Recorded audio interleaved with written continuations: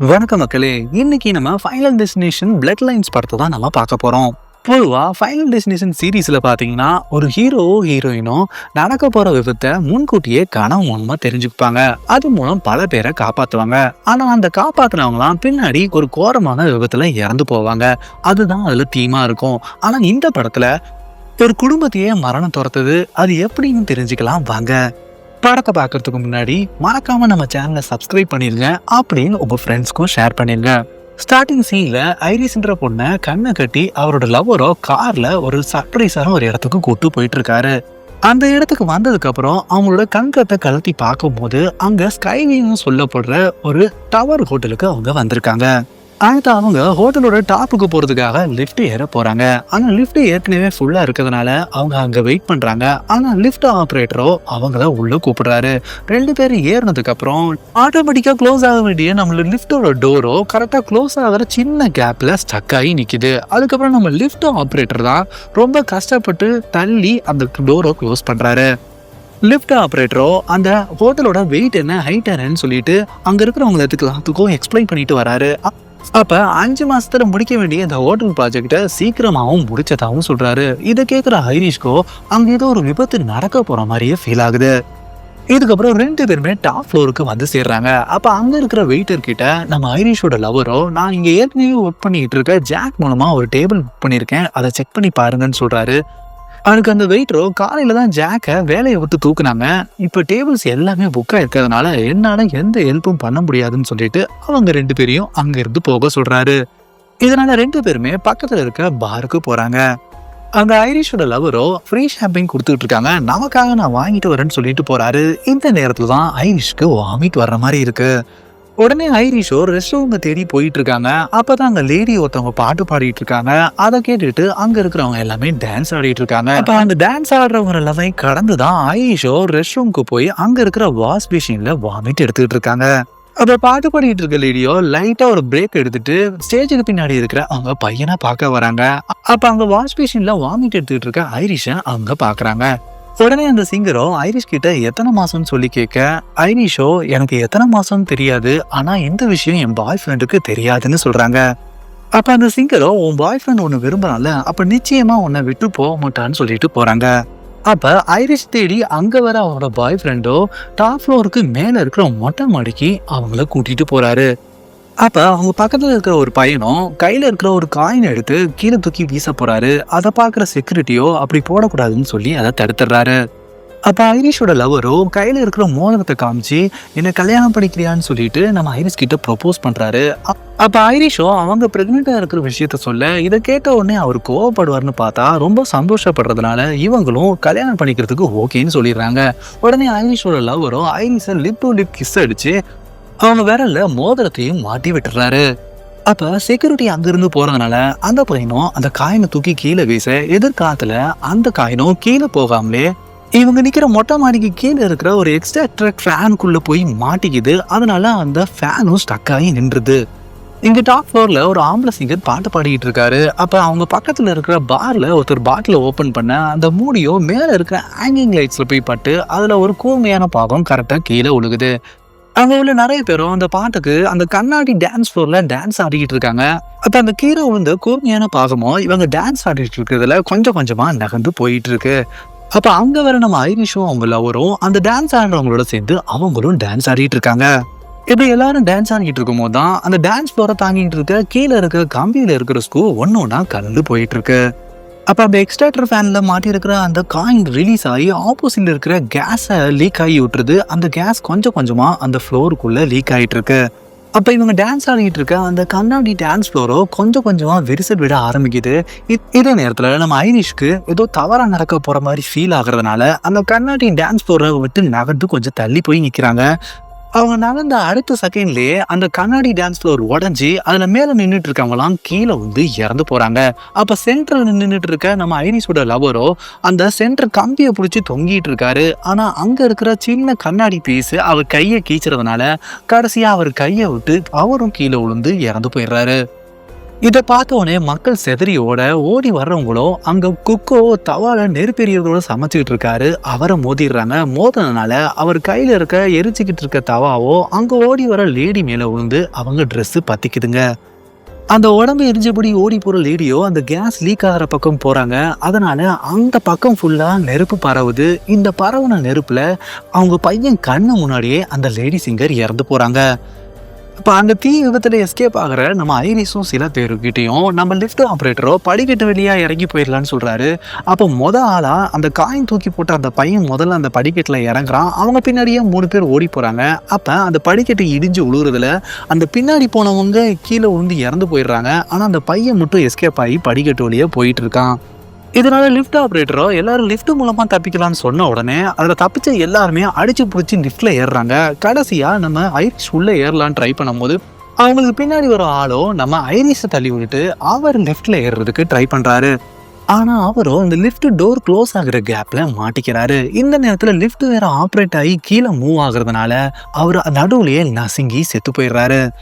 இதுக்கப்புறம் டைட்டானிக் கப்பல் மாதிரி அந்த ஃப்ளோர் நடுவில் பிளந்து அப்படியே ஒரு பக்கமா சரியா ஆரம்பிக்குது. அதுல தப்பிச்ச எல்லாருமே அப்படியே சரிஞ்சபடி தொங்கினபடி இருக்காங்க. ஆனா அதிர்ஷ்டவசமா ஐரிஷ் மேல இருக்கிறதுனால ஏறி அந்த பக்கம் போயிடுறாங்க. அப்ப ஐரிஷோ அவங்க கீழே தொங்கிட்டு இருக்க லேடியை காப்பாற்றுறதுக்கு முயற்சி பண்றாங்க. ஆனா அதுக்குள்ளே அவங்க சரிங்கிட்டு போய் அந்த கீழே இருக்கிற விண்டோ மேல போய் விழுந்துடுறாங்க. அடுத்த ஃப்ளோருக்கு நடுவில் இருந்த பியானோவோ சருகிக்கிட்டே போய் அந்த கண்ணாடி மேலே விழுந்துருக்கிற லேடியை இடிச்சுக்கிட்டு கண்ணாடியை உடைச்சிக்கிட்டு அப்படியே கீழே விழுகுது. தொங்கிக்கிட்டு இருந்த எல்லாருமே கண்ணாடி உழப்பட்டதுனால அப்படியே கீழே விழுக போகிறாங்க.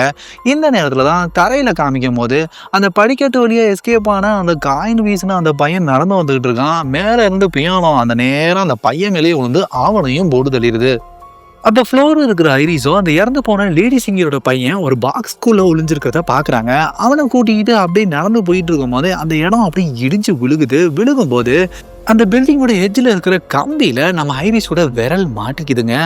அந்த விரல் சப்போர்ட்டோட நம்ம ஐரிஸோ அந்த பையனை கையில பிடிச்சபடி தொங்குனபடியே அங்க இருக்காங்க. ஆனா கொஞ்ச நேரத்திலே அந்த விரல் கிழிஞ்சு 2 பேருமே தரையை நோக்கி அப்படியே உழுக போறாங்க. உழுகும் போது தரையில ஷார்ப்பா இருக்கிற ஒரு குச்சியோ கரெக்டா நம்ம ஐரிஷோட வாய்க்குள்ள கிழிச்சுக்கிட்டு அந்த பக்கமா வர்றதோட கிளாஸ் ரூம்ல இருக்கிற நம்ம ஸ்டெப்னி பயங்கரமா கத்துறாங்க. ஸோ இது மூலம் இது வரைக்கும் நடந்த சம்பவம் எல்லாமே அவங்க கண்ட கனவு தான். இதை கேட்குற கிளாஸ் நடத்திக்கிட்டு இருக்க மேக்ஸ் டீச்சரோ அதோட கிளாஸை முடிச்சிடுறாங்க. அப்போ ஸ்டெஃப்னி நைஸாக அங்கேருந்து நழுவும் போது டீச்சரோ அவங்ககிட்ட தனியாக பேசணும்னு சொல்லி கூப்பிடுறாங்க. இதுக்கப்புறம் நைட்டு ஸ்டெஃப்னியோ அவங்க ரூம்மேட்டோட ரூமில் படுத்து தூங்கிட்டு இருக்கும் போதும் மறுபடியும் இந்த கனவை வந்து பயங்கரமாக கத்துறாங்க. இதனால பக்கத்தில் இருக்கிற ரூம்மேட்டும் எந்திரிச்சிடுறாங்க. அப்போ ஸ்டெஃப்னியும் அவங்க ரூம்மேட் கிட்ட தினமும் எனக்கு வர கனவுல வர கேரக்டர் பேர் ஐரிஷ், அது என்னோட பாட்டியோட பேரு, நான் இது வரைக்கும் அவங்கள பார்த்ததே கிடையாது, ஒருவேளை அவங்க பாட்டியா கூட இருக்கலாம்னு சொல்ல அதுக்கு அவங்க ரூம்மேட்டும் உடனே நீ வீட்டுக்கு போய் உங்க பாட்டியை பத்தி விசாரி, அது மூலமா கூட அந்த கனவு நிக்க வாய்ப்பு இருக்குன்னு சொல்றாங்க. அடுத்த நாளே வீட்டுக்கு போற ஸ்டெப்னியும் அவங்க அப்பா கிட்ட நான் பாட்டி ஐரிஷை கண்டுபிடிச்ச ஆகணும்னு சொல்றாங்க. இதை கேட்குற அவங்க அப்பாவோ வியடா அவங்கள பாக்குறாங்க. அப்ப அங்க வர அவங்க தம்பி சார்லியோ கசின் வீட்டுக்கு போறேன்னு சொல்லி கிளம்பும் போது நம்ம ஸ்டெப்னியும் நானும் உன் கூட வரேன்னு சொல்றாங்க. அப்ப அவங்க அப்பாவோ நம்ம ஸ்டெப்னியோட அப்பாவோ ஸ்டெப்னி கிட்ட அங்க போய் உங்க பாட்டி ஐரிஷை பத்தி விசாரிக்க வேணான்னு சொல்லி அவங்கள அனுப்புறாரு.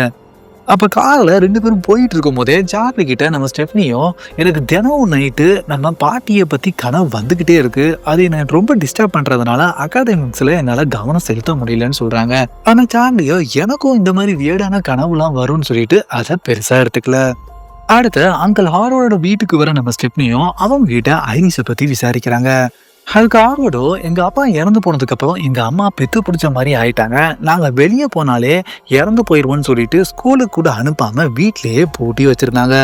இந்த விஷயம் அத்தாரிட்டிஸ்க்கு தெரிஞ்சு அவங்க கிட்ட இருந்து எங்களை பிரிச்சு கூட்டிட்டு வந்துட்டாங்க. அதுக்கப்புறமும் எங்களை கான்டாக்ட் பண்ண ட்ரை பண்ணாங்க, அவங்களால முடியல. அதுக்கப்புறம் எனக்கு கல்யாணம் ஆகி குழந்தைகள் பிறந்ததுக்கு அப்புறம் கூட லெட்டர் மூலம் இறந்து போனவங்கள போட்டோஸ் எல்லாம் அனுப்பிச்சு எங்களை பயமுறுத்தினாங்க. அதனால டோட்டலா அவங்க கிட்ட இருந்து கனெக்ஷனை கட் பண்ணிட்டு அவங்கள எங்களை கண்டுபிடிக்காத இந்த இடத்துக்கு நாங்கள் ஷிஃப்ட் ஆகி வந்துட்டோம்னு சொல்றாரு.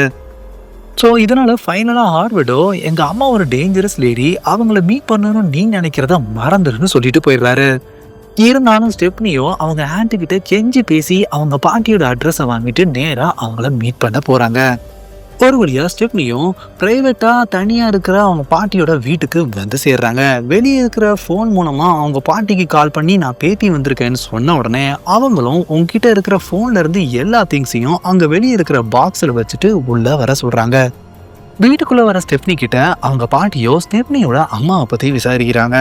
ஆனா ஸ்டெப்னியோட அம்மா 10 வயசுலயே அவங்கள விட்டு போனதுனால அவங்க எங்க இருக்காங்க எப்படி இருக்காங்கன்னு எதுவுமே அவங்களுக்கு தெரியல.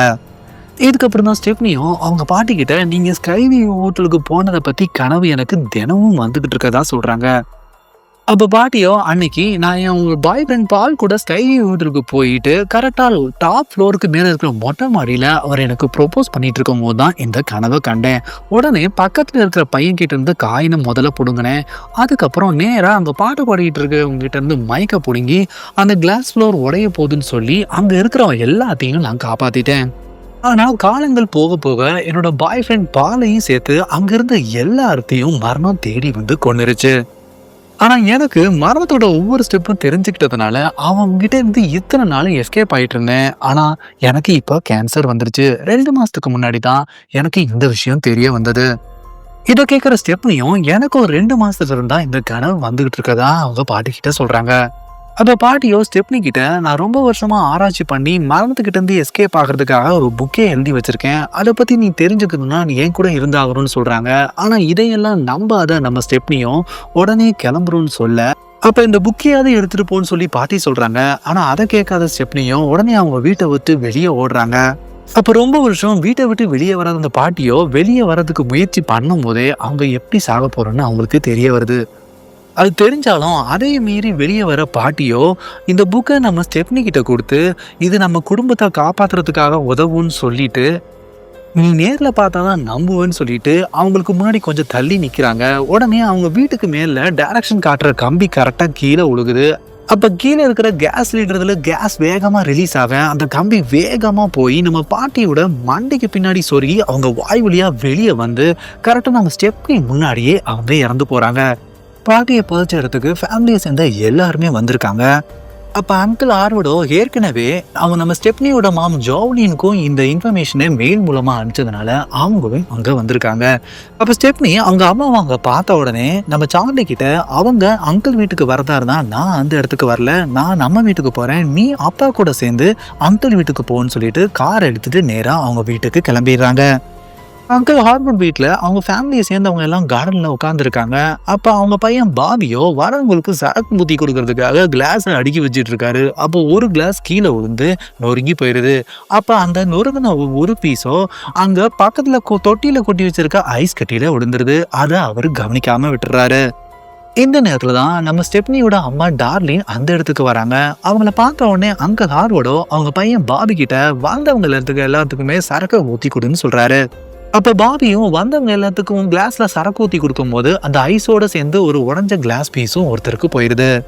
இதே நேரத்தில் அவங்க வீட்டில் தனியாக இருக்கிற நம்ம ஸ்டெப்னியும் அவங்க பாட்டி கொடுத்த அந்த புக்கை பார்த்துக்கிட்டு இருக்காங்க. அந்த புக்கில் எப்படிலாம் விபத்து ஏற்படுன்னு சொல்லி அவங்க பார்த்துக்கிட்டு இருக்க சமயத்திலே உள்ள இருக்கிற புக்கு தரையில் இருக்கிற கிளாஸ் மேலே விழுந்து அதுலேருந்து ஒரு உடஞ்ச கிளாஸ் பீஸோ கரெக்டாக அவங்க கண்ணு முன்னாடியே தரையில் விழுந்து அறிகுறியாக காமிக்குது. இந்த பக்கம் ஹார்வர்டோ நம்ம டார்லின் கிட்ட இங்க ஒரு ஸ்பேர் ரூம் இருக்கு, நீ ஊரா தெரியறத விட பேசாம இந்த ரூம்லயே நீ தங்கிக்கலான்னு சொல்றாரு. ஆனா அவங்க முடியாதுன்னு சொல்லிடுறாங்க. இந்த பக்கம் உடஞ்ச கண்ணாடி பீஸை பாக்குற நம்ம ஸ்டெப்னிக்கோ அங்க ஏதோ நடக்க போகுதுன்னு சொல்லிட்டு காரை வேகமா எடுத்துட்டு அங்க கிளம்பி வந்துகிட்டு இருக்காங்க. அதே நேரத்தில் இங்கே ஒரு பெரிய டிராம்ப்ளின்ல நம்ம அவளோட பையன் பாபியும் நம்ம ஸ்டெப்னியோட தம்பி சார்லியும் 2 பேரும் சேர்ந்து குதிச்சுக்கிட்டு இருக்காங்க. அப்போ கொஞ்சம் கொஞ்சமாக அந்த டிராம்ப்ளின்ல விரிசல் விடுற மாதிரி நம்மளுக்கு காமிக்கிறாங்க. அதே நேரத்தில் அந்த டிராம்ப்ளினுக்கு அடியில் நம்ம சாக்கடை அள்ளி போட ஒரு கம்பி கூட அவங்களுக்கு நேராக நிற்குது. இப்போதான் அந்த உடச்சு போன கிளாஸ் பீஸோ நம்ம ஸ்டெப்னியோட அப்பா மாத்தியோட கிளாஸ்ல இருக்கிறத காமிக்கிறாங்க. கரெக்டாக அவர் குடிக்க போகிற நேரத்தில் தான் நம்ம பாபியும் சார்லியும் அவரோட அந்த டிராம்ப்ளின்ல குதிக்கிறதுக்காக கூப்பிடுறாங்க. ஸோ அவரை என்கரேஜ் பண்ணுறதுக்காகவே நம்ம மாட்டியோ அந்த கிளாஸை குடிக்காம அந்த டேபிளில் வச்சிடுறாரு. அப்போ ஹாவோடும் அந்த டிராம்ப்ளின்ல சேர்ந்து குதிக்க போகிற சமயத்தில் தான் அந்த டிராம்ப்ளின்க்கு அடியில் இருக்கிற அந்த சாக்கடை அழுற கம்பியை நம்ம டார்லின் பார்த்துடுறாங்க. உடனே அவங்கள குதிக்கிறத நிறுத்த சொல்லிட்டு அந்த அடியில் இருக்கிற கம்பி எடுத்து அங்கே ஓரமாக இருக்கிற ஒரு செவுத்துல வைக்கிறாங்க. இந்த சமயத்துல தான் நம்ம ஓவரோட ஒய்ஃப் பிரெண்டாவோ டேபிள் இருக்கிற சரக்கு பாட்டில தள்ளி விடுறாங்க. அந்த சரக்கு பாட்டிலோ ஒரு பெரிய டியூப் மூலமா காத்து அடிக்கிற மிஷினை ஆன் பண்ணி விட்டுறது. நேரா அந்த டியூப் எங்கெல்லாம் போகுதோ அப்படியே காத்து நிரப்பிக்கிட்டே போயிட்டு இருக்கு. இந்த சமயத்துல தான் ஸ்டெப்னியும் நம்ம அவளோட வீட்டுக்கு வந்துடுறாங்க. அவங்கள பார்த்தோன்னே அவங்க அம்மாவும் சந்தோஷப்படுறாங்க. இதே நேரத்துல தான் டிராம்ப்ளின் கிழிஞ்சு அதுக்குள்ள நம்ம பாபி கிட்ட கால் மாட்டிக்குது. அதே சமயத்துல டேபிளுக்கு மேல பலகையை அடுக்கி விளையாண்டுகிட்டு இருக்க நம்ம அவளோட பையன் எரிக்கும் அவங்க பொண்ணு ஜூலியாவும் அந்த பலகை விளையாண்டுகிட்டு இருக்கும் போதே பலகை சரிஞ்சு பக்கத்து டேபிள்ல இருக்கிற அந்த கிளாஸ் பீஸ் உள்ள கிளாஸை கீழே தள்ளி விட்டுருது. அப்ப அந்த கிளாஸ்க்குள்ள இருக்கிற சின்ன கிளாஸ் பீஸோ புல் தரையில விழுந்துருது. இப்பதான் ஹாவார்டோ அந்த புல் தரையில் நடந்து வரும்போது அந்த கீழே இருக்க கிளாஸ் பீஸ் அவர் காலில் குத்தி அவர் பின்பக்கமா கீழே விழுகிறாரு. அப்ப அந்த காத்து ஃபோர்ஸா போயிட்டு இருக்க டியூபோ செவுத்துல சாஞ்சு இருக்கிற அந்த கக்கு சொல்ற கம்பியை ஆட்டி விட அது பக்கத்துல இருக்கிற நம்ம புல் வெட்டுற மிஷினை ஆன் பண்ணி விட்டுருது. அந்த புல் வெட்டுற மிஷினும் நேரா கீழே படுத்திருக்க ஒவ்வொரு நோக்கி போய் அவர் மூஞ்சை வெட்டி விட்டு ஸ்பாட்லேயே அவர் இறந்து போயிடுறாரு.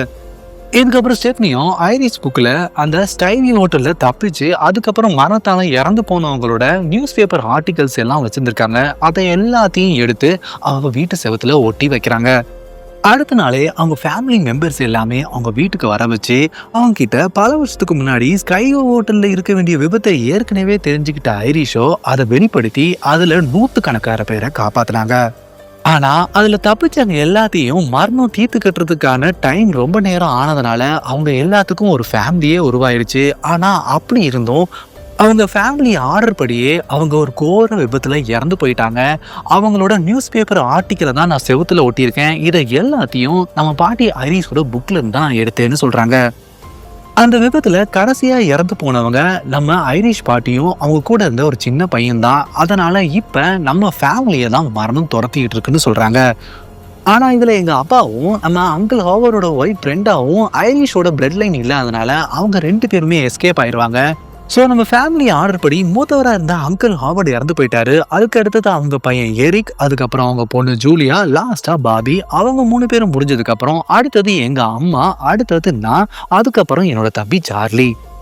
ஆனா இவ்வளவு நேரம் நம்ம ஸ்டெப்னி சொன்னதை எதுவுமே நம்பாத அங்கிள் ஹாவர்ட் ஃபேமிலியை சேர்ந்த அவங்க பசங்க 3 பேரும் அவங்க ஒய்ஃபும் அங்கிருந்து கிளம்பி போயிடுறாங்க. எங்க அம்மா ஐரிஷோட வார்த்தைகள் தான் என் வாழ்க்கையை அழிச்சிச்சு, அதே மாதிரி உன்னோட வாழ்க்கையும் அழிச்சிட வேண்டாம், இது எல்லாம் உண்மை கிடையாதுன்னு சொல்றாங்க. ஆனா நம்ம ஸ்டெப்னியும் நீங்க கொடுத்த அட்வைஸ்க்கு ரொம்ப நன்றின்னு சொல்லிட்டு கோவத்தோட அங்கிருந்து கிளம்பி போயிடுறாங்க. இதுக்கப்புறம் நைட் டைம்ல நம்ம எரிக்கோ ஒரு டேட்டோ ஸ்டுடியோல ஒர்க் பண்ணிட்டு இருக்காரு. அங்க வந்த கிளைண்ட்டுக்கு நாக்குல ஓட்ட போட்டு ஒரு வளையத்தையும் போட்டு விட்டுறாரு. அந்த நேரத்துல தான் அந்த டேட்டோ ஸ்டுடியோட ஓனரோ கடையை நீ பாத்துக்கோன்னு சொல்லிட்டு அங்கிருந்து கிளம்பி போயிடுறாரு. அப்ப எரிக்கோ ஸ்பீக்கர்ல சோகமான பாட்டை போட்டு விட்டுட்டு அதுக்கப்புறம் அவரோட கையில டேடுன்னு பச்சை குத்திட்டு இருக்காரு. அப்ப அந்த ஸ்பீக்கரோட சத்தத்துல ஆடிக்கிட்டு இருக்க டேபிள்ல இருக்க சின்ன சைஸ் பொம்மையும் சைட்ல சரிஞ்சு ஒரு கிளாஸை கீழே தட்டி விட்டுருது. இந்த சத்தத்தை கேட்ட உடனே உட்காந்துருக்க எரிக்கோ சேரை அந்த பக்கம் தள்ளி விட்டுட்டு போய் பாக்குறாரு. ஆனா அந்த சேரோ நேரா அங்க இருக்கிற கிளீன் பண்ற டிஸ்இன்ஃபெக்டர் கேனை தள்ளி விட்டு அது அந்த பக்கமா கீழே கொட்டிடுது. இந்த நேரத்துல ஃபேனை சுத்தி இருக்கிற செயின்ல ஒண்ணு கலந்து வந்து கரெக்டா நம்ம எரிக் மூக்குல போட்டிருக்க வளையத்துல மாட்டிக்குது. அப்ப ஃபேன் சுத்தும் போது அந்த கம்பி அவரை மேல தூக்க, அப்ப அதுல இருந்து தப்பிக்கிறதுக்காக நம்ம எரிக்கோ ஒரு சேர் மேல ஏறி நின்றுக்கிட்டு அந்த மூக்கு வளையத்துல மாட்டிருக்க கம்பியை கழட்டுறதுக்கு ட்ரை பண்ணிட்டு இருக்காரு. அப்ப பக்கத்துல இருக்கிற ஒரு லேம்பை தள்ளி விட்டதுனால அது கீழே இருக்கிற லிக்விட்ல பட்டு அப்படியே தரையில எரிய ஆரம்பிக்குது.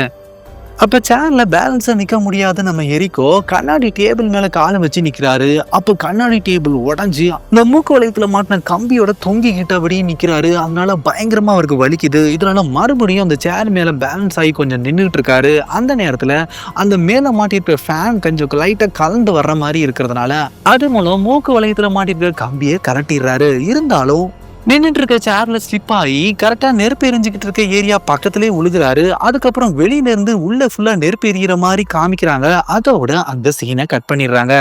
அப்ப காலையில ஸ்டெப்னியும் நைட்ல இருந்து நான் எரிக்கு கால் பண்றேன், அவன் போனையும் எடுக்க மாட்டேங்கிறான்னு சொல்லிட்டு சார்லியை கூட்டிட்டு நேரா அங்க இடத்துக்கு பாக்குறதுக்கு போறாங்க. போயிட்டு இருக்கும் போதே கார்ல இருக்கிற நம்ம சார்லிக்கு அவங்க ஃப்ரெண்டோ டாடா ஸ்டுடியோ நைட்டே எரிஞ்சு போனதா சொன்னாங்கன்னு சொன்ன உடனே ஸ்டெப்னியோ ரோட்டை பார்க்காம காரை ஓட்ட குறுக்க நம்ம எரிக் வராங்க. உடனே அவங்க பிரேக்கை போட்டு நிறுத்திடுறாங்க காரை. அப்ப ஸ்டெப்னியோ நம்ம எரிக்கிட்ட நேத்து நைட்டு என்ன நடந்தது விசாரிச்சதுக்கு, நம்ம எரிக்கோ நேத்து நைட்டு நடந்த தீ விபத்துல நான் லெதர் ஜாக்கெட் போட்டிருந்ததுனால ஃபயர் ஃபைட்டர் வந்து என்ன காப்பாத்தினதா சொல்றாரு. அப்ப எரிகோ வீட்டுக்கு பக்கத்துல நடந்து வந்துட்டு இருக்காரு. அவங்களுக்கு பின்னாடியே நம்ம ஸ்டெஃப்னியும் சார்லியும் அப்படியே நடந்து வந்துட்டு இருக்காங்க. அப்பதான் அவங்க வீட்டுக்கு பக்கத்து வீட்டுல இருக்கிற பசங்க ஃபுட்பால் விளையாண்டுட்டு இருக்காங்க. அவங்களுக்கு பக்கத்து வீட்டுல இருக்கிற ஒரு பையனும் மிஷின் மூலமா மரத்துல இருந்து கொட்டின இலைகளை தள்ளி விட்டுட்டு இருக்காரு. இதை பாக்குற ஸ்டெப்னியும் மரத்து பக்கம் மட்டும் ஏறி போயிடாத, ஏன்னா அந்த மரக்கில கீழே விழுந்துச்சுன்னா அந்த பக்கத்துல இருக்கிற பையன் செதறி அந்த வேக்யூம் மிஷினை அந்த பக்கமா அடிச்சானா ஃபுட்பால் விளையாட்டு இருக்க பையன் தவறுதலா ஃபுட்பால் அடிச்சு உன் தலையில கூட படலான்னு சொல்றாங்க. ஆனா இதை கேட்கிற எரிக்கோ காமெடியா நினைச்சு கிண்டல் பண்றாரு. கடைசியா எரிக்கோ அவங்க வீட்டு வாசல் கிட்டே வந்துடுறாங்க. அவங்க வீட்டுக்குள்ள இருந்து அவங்க தங்கச்சி ஜூலியா வெளியே வராங்க. அப்ப அவங்க வீட்டு குப்பை தொட்டியை எடுக்கிறதுக்காக குப்பை வண்டி வருது. உடனே ஸ்டெப்னியும் அந்த வண்டிக்கு பக்கத்துல போகாதுன்னு எரிக்கிட்ட சொல்ல எரிக்கோ வாண்டடாவே அந்த வண்டிக்கு பக்கத்துல தோத்துக்கிட்டே நின்றுட்டு இருக்காரு. வந்த குப்பை வண்டியோ அவங்க வீட்டுக்கு முன்னாடி இருக்கிற குப்பை பாக்ஸை ஆட்டோமேட்டிக்கா எடுத்து உள்ள வண்டிக்குள்ள குப்பையை கொட்டிட்டு மறுபடியும் அந்த குப்பை பாக்ஸை அவங்க வீட்டுக்கு முன்னாடியே வச்சிருது. அப்போ ஜூலியாவோ காலர் ஹெட்ஃபோனை போட்டுட்டு ஜாக்கிங் போக ஆரம்பிக்கிறாங்க. அப்போ கரெக்டாக நம்ம ஸ்டெப்னி சொன்ன மாதிரியே அந்த மரக்கில கீழே உழுகுது. அப்போ அந்த மிஷின் போடுறவரோ ஸ்லிப் ஆகி தவறுதலாக தான் ஃபுட்பால் விளையாண்டுருக்கவங்க மேலே அடிச்சு விட அவங்களும் தவறுதலாக அந்த ஃபுட்பாலை அடிக்க கரெக்டாக ஜாக்கிங் போயிட்டு இருக்க நம்ம ஜூலியாவோட தலையிலேயே பட்டு அவங்க பக்கத்து வீட்டு குப்பை தொட்டிக்குள்ள விழுந்துடுறாங்க. அப்போ அங்கே வர குப்பை வண்டியோ குப்பை தொட்டிக்குள்ள ஜூலியா இருக்கிறது தெரியாமலே ஆட்டோமேட்டிக்காவே அந்த குப்பை தொட்டி பாக்ஸை தூக்கி கரெக்டாக ஜூலியாவை அந்த வண்டிக்குள்ளேயே கொட்டிட்டு மறுபடியும் அந்த பாக்ஸை கீழே வச்சிருது. இதை பார்க்குற எரிக்கும் நம்ம சார்லியும் வண்டியை நிறுத்த சொல்லி பின்னாடியே துரத்திக்கிட்டே போறாங்க. ஆனா வண்டி ஓட்டுறவரோ ஹெட்ஃபோன் போட்டு சாங் கேட்டுட்டு இருக்கிறதுனால அதை கவனிக்க மாட்டேங்கிறாரு. இந்த நேரத்துல தான் வண்டி மூவ் ஆகிட்டு இருக்கும் போதே சைடில் ஸ்டெப்னி வண்டி மேலே ஏறி உள்ள எட்டி பார்க்குறாங்க. அப்போ அந்த குப்பை வண்டியோட டோரு மேலே க்ளோஸ் ஆகிற சமயத்தில் எப்படியோ கஷ்டப்பட்டு நம்ம ஜூலியாவோ அதுக்கு மேலே வெளியே வரலான்னு ட்ரை பண்ணிட்டு இருக்காங்க. அப்போ வண்டி சைடில் நிற்கிற ஸ்டெப்னியும் அவங்களுக்கு கை கொடுத்து தூக்கலான்னு ட்ரை பண்ணிட்டு இருக்காங்க. ஆனால் அதுக்கு முன்னாடி வண்டிக்கு முன்னாடி போகிற நம்ம சார்லியும் எரிக்கும் வண்டியை நிறுத்த சடன் பிரேக் போட்டதுனால ட்ரை பண்ணவங்க மறுபடியும் ஸ்லிப் ஆகி அதுக்குள்ளேயே விழுந்துடுறாங்க. இதுக்கப்புறமும் ஜூலியாவும் அந்த டோர் க்ளோஸ் ஆகிறதுக்கு முன்னாடியே கையை நீட்டுறாங்க. நம்ம ஸ்டெப்னியும் கையை பிடிக்கிறாங்க. ஆனா அந்த டோருக்குள்ள அவங்க தலை என்டர் ஆகும் போதே டோர் க்ளோஸ் ஆகி அவங்க தலை நசுங்கி இறந்து போயிடுறாங்க. இதுக்கப்புறம் ஃபேமிலியில் உள்ள எல்லாரும் எரிக்கூட வீட்டுல ஒண்ணு கூடுறாங்க. அப்ப நம்ம ஸ்டெப்னியோ நான் ஆர்டரை மாத்தி சொன்னதுனால ஜூலியா இறந்து போயிட்டா, அது என்னோட தப்பு தான் சொல்றாங்க. அப்பதான் பிரெண்டாவோ இது உன்னோட தப்பு கிடையாது, ஆக்சுவலி எரிக்கு எனக்கும் ஆவடுக்கும் பிறந்தவன் கிடையாது, எனக்கும் ஜெரிக்கும் பிறந்தவன் சொல்லி ஒரு குண்டை தூக்கி போடுறாங்க. இதை கேட்ட உடனே நம்ம எரிக்கும் ஷாக் ஆயிறாரு. அப்போ பாபியோ ஃபேமிலி ஆர்டர் படி அடுத்தது சாக போறது நான் தான், இதை தடுக்கிறதுக்கு வேற வழி இருக்கான்னு சொல்லி நம்ம ஸ்டெப்னி கிட்ட கேட்க உடனே ஸ்டெப்னியும் அந்த ஐரிஷோட புக்கை பாக்குறாங்க. அதுல ஜேபின்னு ஒருத்தர் இதுல சர்வைவான ஒருத்தவங்களை கண்டுபிடிச்சிருக்காங்கன்னு போட்டிருக்கு. ஜேபின்னு பேரை கேட்ட உடனே ஸ்டெப்னியோட அம்மா டேர்லினும் எங்க அம்மா ஐரிஸோ முதல்ல ரிவர் ஹாஸ்பிட்டல்ல ஒர்க் பண்ணிட்டு இருந்தாங்க, அங்க அவங்களோட ஃப்ரெண்டு பேரு தான் ஜேபின்னு சொல்றாங்க. உடனே ரிவர் ஹாஸ்பிட்டல் ஒர்க் பண்ணிட்டு இருக்க ஜேபியை பார்க்கறதுக்காகவே டார்லினோட ட்ரெய்லர் வண்டியில நம்ம ஸ்டெப்னி, பாபி, சார்லி எல்லாருமே கிளம்ப போறாங்க. அந்த நேரத்துல நான் வரேன்னு சொல்லிட்டு ஏரிக்கும் அந்த ட்ரெய்லர் வண்டியில ஏறிக்கிறாரு. அப்போ அவங்க எல்லாரும் வண்டியில போயிட்டு இருக்கும் போது தான் நம்ம டார்லினும் ஸ்டெப்னி கிட்ட அன்னைக்கு எங்க அம்மா சொன்ன விஷயத்த கேட்டுட்டு மரணத்துக்கு பயந்து நான் வீட்டுக்குள்ளேயே பதுங்கியே இருந்தேன், எங்க அந்த விஷயத்த உன்கிட்டையும் சொல்லி உன்னோட வாழ்க்கையும் பயந்து வாழ்ற வாழ்க்கையா மாத்திரக்கூடாதுன்றதுக்காக தான் சின்ன வயசுலயே உன்னை விட்டு பிரிஞ்சு போனேன், ஆனா இப்ப உன்னை விட்டு பிரிஞ்சு போகவே மாட்டேன்னு சொல்றாங்க. இதுக்கப்புறம் எல்லாரும் ரிவர் ஹாஸ்பிட்டல் இருக்கிற ஜேபியை மீட் பண்றாங்க. அந்த ஜேபி வேற யாரும் கிடையாது, final destination part 1, part 2, part 4ல பணங்களை தூக்கிட்டு போறதுக்காக வர வில்லியம் தான் அவரு. அதே மாதிரி ஐரிஸோட கனவுல நம்ம ஐரிஸ்க்கு அடுத்தபடி அவர் கூட வந்து அந்த லேடி சிங்கரோட பையன் தான் கடைசியா சாவாரு, அவர் தான் நம்ம ஜேபி. அப்ப ஜேபி கிட்ட நம்ம ஸ்டெப்னியும் மரணத்தை முறியடிச்சவங்க ஒருத்தவங்க இருக்காங்கன்னு சொன்னீங்களே அது யாருன்னு சொல்லி கேட்க, அப்ப நம்ம ஜேபியோ மரணத்தை முறியடிக்கிறதுக்கு 2 வழி தான் இருக்கு, ஒன்னு ஒருத்தரை கொல்லணும், அவங்களோட ஆயுசு ஃபுல்லா உங்களுக்கு வந்துடும், இன்னொன்னு நம்ம செத்து போகணும். அதாவது கொஞ்சம் வருஷத்துக்கு முன்னாடி கிம்பர்லின்னு ஒரு பொண்ணு மனத்தோட ஹிட்லிஸ்ட்ல இருந்தா, அவ சொன்ன மாதிரியே இறந்து போயிட்டா, ஆனா டாக்டர்கள் அவனை முயற்சி பண்ணி காப்பாத்திட்டாங்க. சோ அவ சாவுல இருந்து மீண்டு வந்ததுனால அவ அதுல இருந்து பொழைச்சுக்கிட்டதா சொல்றாரு. அப்ப இதை தவிர வேற வழி இல்லையான்னு சொல்லி ஸ்டெப்னி நம்ம ஜேபி கிட்ட கேட்க, ஜேபியோ இது வரைக்கும் நான் ஓடி ஒளிஞ்சதெல்லாம் போதும், இதுக்கப்புறம் நான் ஓட விரும்பல, நீங்க இறந்து போனதுக்கு அப்புறம் நானும் இறந்து போக தான் போறேன், அதனால இறக்குறதுக்கு முன்னாடி நாம இருக்கிற வரைக்கும் நம்ம பிடிச்ச மாதிரி வாழ்ந்துட்டு போயிடும், அதே மாதிரி நீங்களும் ட்ரை பண்ணுங்கன்னு சொல்லிட்டு அங்கிருந்து கிளம்புறாரு. அப்போ பாபியோ இதுல இருந்து தப்பிக்கிறதுக்கு வேற வழி எதுவும் இல்லையான்னு சொல்லி நம்ம ஸ்டெப்னி கிட்ட கேட்க, அவங்களும் எனக்கு எதுவும் தெரியலன்னு சொல்றாங்க. அப்ப நம்ம டார்லினோ இது வரைக்கும் எங்க அம்மா ஐரிஷோ சாவை தள்ளி போட்டுக்கிட்டே இருந்தாங்க, அவங்கள மாதிரி நம்மளாலையும் முடியும்னு சொல்லிட்டு நம்ம ஸ்டெப்னி கிட்டையும் சார்லி கிட்டையும் ஆறுதல் சொல்லிக்கிட்டு இருக்காங்க. இந்த கேப்ல நான் உன்னை காப்பாத்துறேன்னு சொல்லிட்டு எரிக்கோ பாபியை கூட்டிட்டு அங்கிருந்து போயிடுறாரு. எரிக்கோ பாபி கிட்ட நம்ம ஒரு உயிரை எடுத்து அவங்க லைஃப்பை நம்ம எடுத்துக்கணும்னா அவங்க லைஃப் எவ்வளோனே நம்மளுக்கு தெரியாது, அது பிரச்சனையில தான் முடியும், அதனால நீ செத்து பொழைக்கிறது தான் ஒரே ஐடியா, அதுக்கு நான் ஒரு பிளான் வச்சிருக்கேன்னு சொல்றாரு. இதனால பாபிக்கு அலர்ஜியா இருக்க பீனட் இதை வாங்குறோம்னு சொல்லிட்டு வெண்டர் மிஷின்ல பீனட் பட்டர் கப்ஸை வாங்குறதுக்காக பணத்தை உள்ள விடுறாரு. அதுவும் ஓகே ஆகி கரெக்டாக அந்த கம்பியில அந்த பீனட் பட்டர் கப் வெளியே உழுக்கிறதுக்கு பதிலாக அந்த ஸ்ப்ரிங் கம்பியிலேயே மாட்டிக்குது.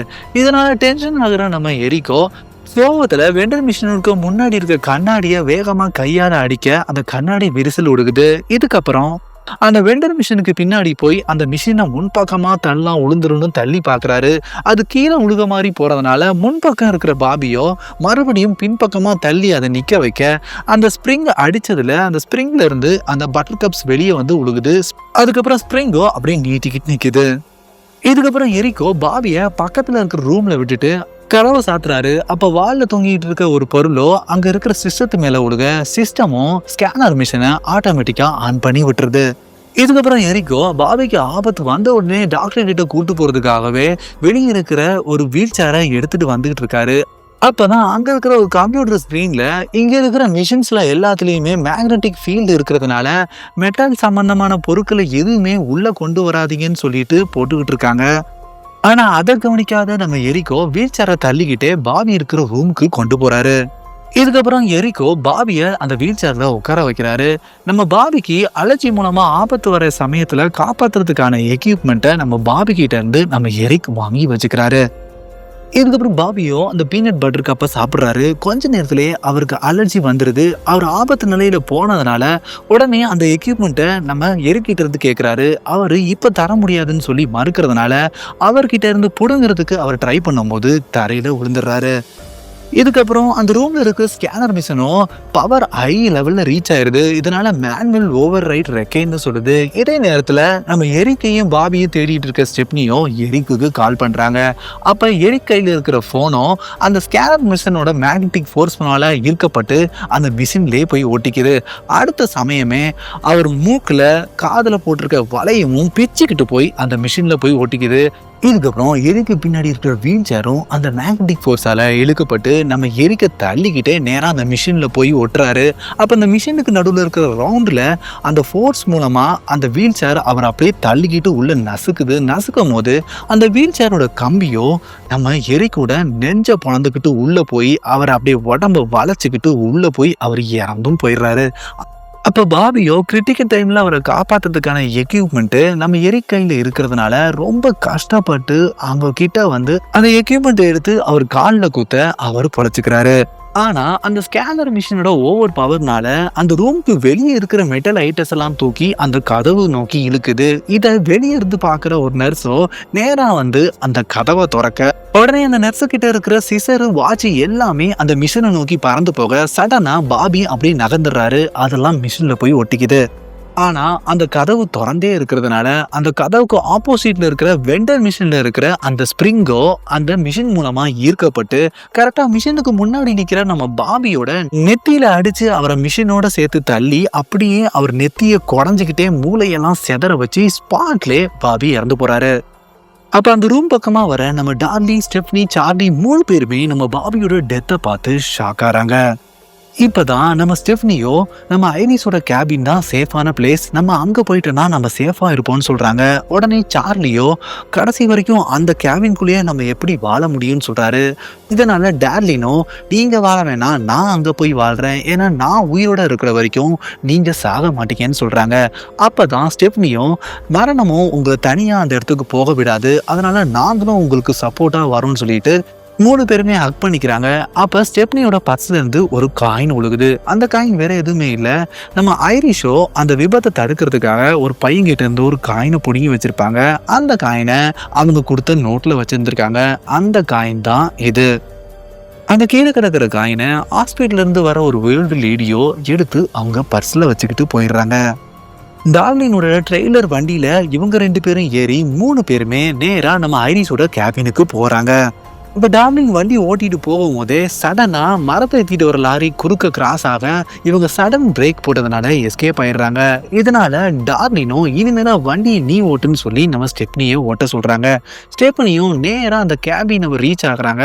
ஆனா அந்த கேபின் கதவு க்ளோஸா இருக்கிறதுனால நம்ம ஸ்டெப்னியும் வண்டியை ரிவர்ஸ் எடுத்துட்டு வேகமா அந்த கதவை உடச்சிக்கிட்டு போய் வண்டியை உள்ள நிறுத்துறாங்க.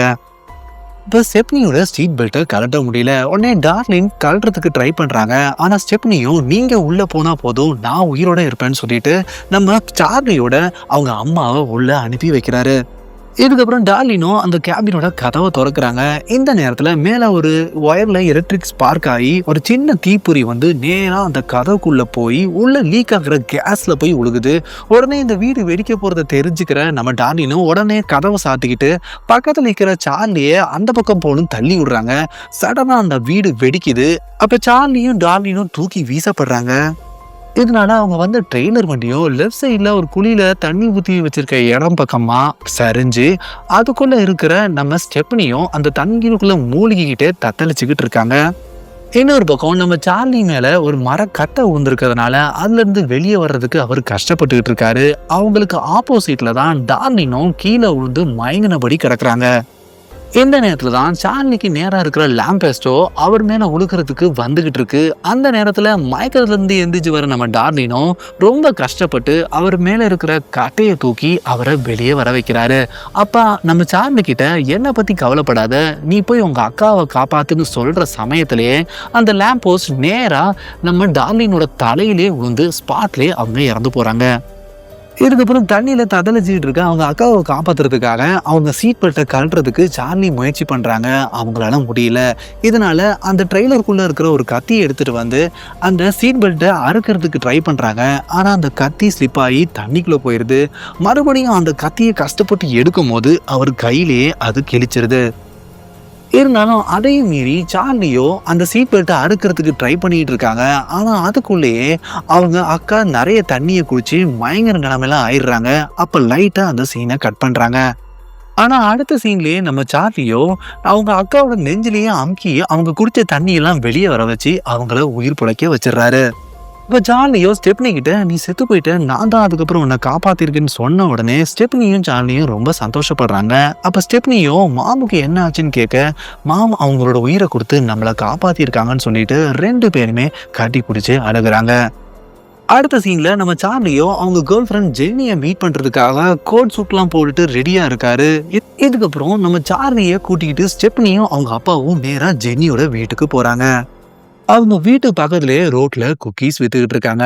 அப்ப அந்த பக்கம் வர காயின் எடுத்த அந்த ஓல்டு லேடியோ அந்த குக்கீஸை வாங்குறதுக்காக அவங்க பர்ஸை திறக்க அவங்க எடுத்த காயினும் கீழே உருண்டு ஓடி போய் பக்கத்துல இருக்கிற ரயில்வே ட்ராக்ல அந்த ரயில் லைன் மாறுற சமயத்துல நேரா நடுவுல போய் மாட்டி ஸ்டக் ஆகி நிக்குது. இதுக்கப்புறம் ஜென்னியோட வீட்டுல இருந்து வர ஜென்னியோட அப்பா டாக்டர் ஹென்ரிக்கோ நம்ம சார்லியை மீட் பண்ணி இவன் உயிரை காப்பாத்துறதுல திறமசாலின்னு நம்ம ஸ்டெப்னி கிட்ட சொல்ல ஸ்டெப்னியோ இவன் தான் என்னோட உயிரை காப்பாத்தினதா சொல்றாங்க. அப்ப டாக்டரோ ஆக்சுவலி நீங்க சாகவே இல்லை, ஏன்னா நீங்க அன்கான்சியஸா இருக்கும் போது அவன் மூச்சு கொடுத்துருக்கான், அதனால உங்க இதயம் ஸ்டாப் ஆகலைன்னு சொல்றாரு. இதை கேட்ட உடனே 2 பேருமே ஷாக் ஆகி அங்க நின்றுட்டு இருக்காங்க. இந்த நேரத்துல ரயில்வே ட்ராக் வர ட்ரெயினும் ட்ராக்கை விட்டு வெளியே இவங்களை துரத்துக்கிட்டே அங்க இருக்கிற ஒரு 2-3 பேரை இடிச்சு நிக்குது. இவங்களும் கீழே விழுந்து எந்திரிச்சு நின்றுட்டு நம்ம தப்பிச்சிட்டோம்னு நினைக்கிறாங்க. ஆனா அந்த ட்ரெயினுக்கு பின்னாடி இருக்கிற பெட்டியில இருக்கிற 2-3 கட்டைகளோ நேரா அவங்க மேல விழுந்து ஸ்பாட்லயே 2 பேருமே இறந்து போறாங்க. அதோட இந்த படத்தை முடிச்சிடுறாங்க. அடுத்தது இதே மாதிரி இன்னொரு வித்தியாசமான படத்துல உங்களை நெக்ஸ்ட் மீட் பண்றேன். நன்றி, வணக்கம்.